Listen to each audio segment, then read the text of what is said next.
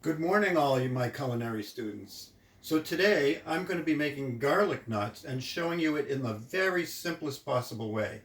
Now, to make it even simpler, you could go out to the supermarket and buy some pizza dough and use that to make the garlic knots.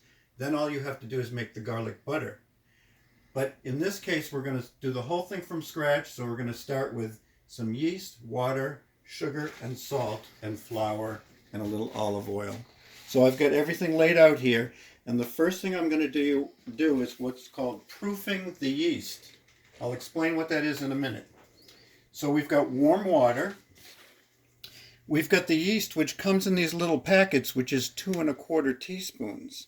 So if you don't have it in little packets and you have it in a bigger quantity, then you just have to measure out 2¼ teaspoons. So this is going to go into the water with the sugar. I've got sugar here. I know that that's sugar because I put it in a different type of bowl than the salt because I didn't want to get them mixed up. Because if I put the salt in with the yeast, it'll kill the yeast because the yeast is an organism that's alive.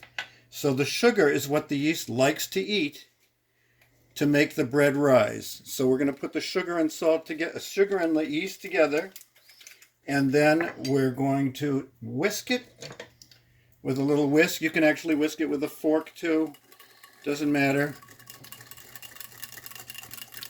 That's all you need to do. Pretty much like that. It's warm water, so the yeast should dissolve really quickly. The yeast is called active dry yeast if you go to the supermarket. You don't need to get instant yeast at the supermarket, but if you do, then you mix it a little bit different way. You actually put the instant yeast in with the flour, okay? In this case, we have active dry yeast. It goes in with the water, and the salt will go in with the flour. So I can actually do the salt in with the flour now also. Salt in with the flour. How much salt is that? That's a teaspoon of salt and a teaspoon of sugar. Thank you, Saucy. Saucy is my wife, Deb, Hi. the videographer. She helps me with this by getting me on camera. Okay. Now, all I'm going to do now is explain the term proofing. Proofing means you're giving proof that the yeast is alive. So when you feed it sugar, it should take 3 to 5 minutes when you start to see bubbles and like foam start to come to the top of this warm water, okay? That means we know that the yeast is alive because it's starting to eat the sugar and produce carbon dioxide gas, okay? It doesn't produce oxygen, it doesn't produce air, it produces carbon dioxide, okay?